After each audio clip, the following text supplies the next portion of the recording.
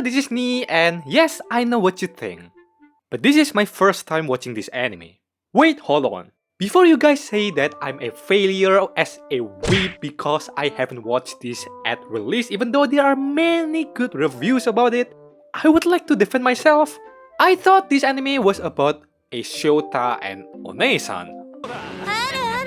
I kinda don't like Shota and One-san dynamics in any media, but a few days ago, I was bored and this anime popped up on Netflix, so I thought, why not give it a try? And yes, I was wrong. This anime is not about Shota and One-san. They are middle school students who fell in love with each other. Even though those things are defying law and physics for someone at her age. But goddamn, I've never been so jealous with the main character in my entire life. Before I jump into the review, it will be nice if I tell you first, what is this anime about? Especially for you who haven't watched it. So, this anime is called The Dangers in My Heart, or in Japanese, it's called Boku no Kokoro wo Yabai Yatsu. Even though the title is quite weird, but this anime is full of romance that can make you diabetic, like basically any other romance. It takes place in a middle school, where a boy with a weird killer obsession, pretty much in a Chunibyo state, has an imaginary objective to make the most popular girl in the class suffer from pain. Well, this is a middle school student that we are talking about, so cut him some slack. In reality, the boy starts to see the different side of the girl. Regularly eating snacks in the library after school, she then encounters the boy earlier. The boy, who had already used the library many times before, felt pretty frustrated at first. But as their encounters grow frequent, he realized that the most popular girl is a fucking dumbass. Even after he knew it, there was something weird that happened in his heart. Not with the usual desire to make the girl suffer, but this is the different kind of desire that feels warm. This is a story about a boy who is falling in love with a girl who changed his heart. Now, here's what I think about this anime. Where the fuck am I when this started airing? What are you doing? I've watched too much isekai, man. I still cannot believe that I missed this entire masterpiece. God damn you big titties elf.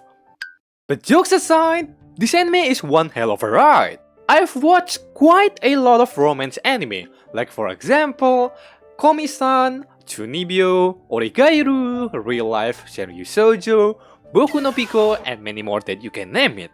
However, this anime has one of those rare, I don't want it to end type of feelings. This is so good, from the start until the ending. I cannot stop watching it. The first thing that catches my eye is the animation. The animation is very fluid, gorgeous, and just simply lovely. The minor details like the hair physics or the face expression that they add in this anime, it makes the anime 2 times more enjoyable to watch. I also like how the pacing of the story and the transitions works well. It creates smooth experience, making you as a viewer hooked into the romance and the nuance that the anime has to offer. I mean, seeing this transition and pacing before the episode ends, I just can't describe how romantic and poetic it is. The love story of Yamada and Kyotaro is also filled with something that I don't know how to describe it. Usually, when you watch romance anime, you often come across too many sweet scenes that makes you wonder whether you have diabetes or not. This anime contains those sweet scenes, of course, but rather than die because of the sweetness, you are rooting for them, like, go, confess and just fuck already and have a child, god damn. The story is just so good that the only thing that makes me disappointed is that I can't give it more scores in my anime list. But talking about the story, this anime has a slow build-up romance into it. It's not like suddenly the heroine fell in love with the main character like she's being possessed by a succubus or something. There is progress where they started from classmates, not even having a feeling for each other, but as they meet more, playing together and having fun together, you start to visibly see that there is a growing feeling and attachment between them.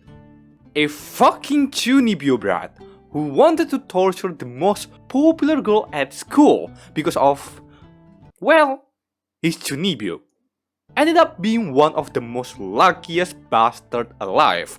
What a joke, I'm fucking jealous of you. And don't forget about the music and soundtracks that filled this entire masterpiece. I'm not just talking about the opening song or the ending song. Even though they are very good, I'm talking about the insert song, which is the background music.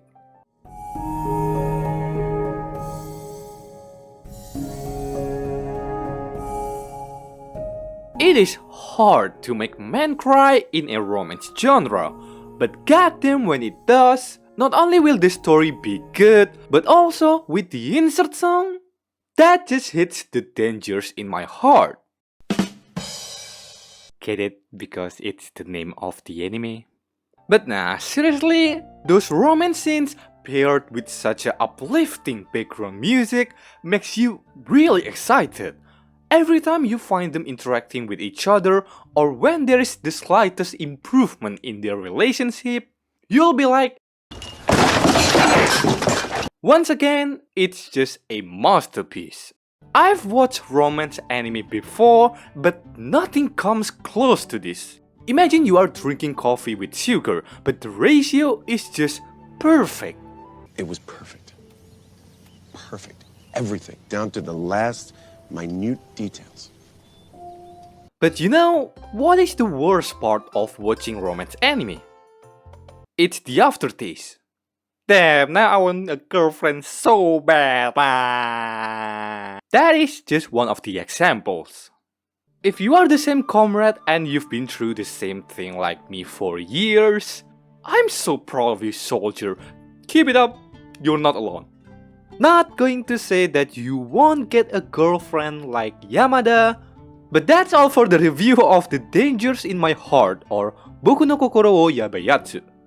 I know, I watched this anime pretty late and I'm quite regretting myself for it. But hey, at least I got to experience it for the first time without any spoilers, so I'm happy with it. If you guys want to see more of my video, don't forget to subscribe and leave a like. And if you have your own opinion that you want to share, feel free to leave a comment below with everyone else that I will also see.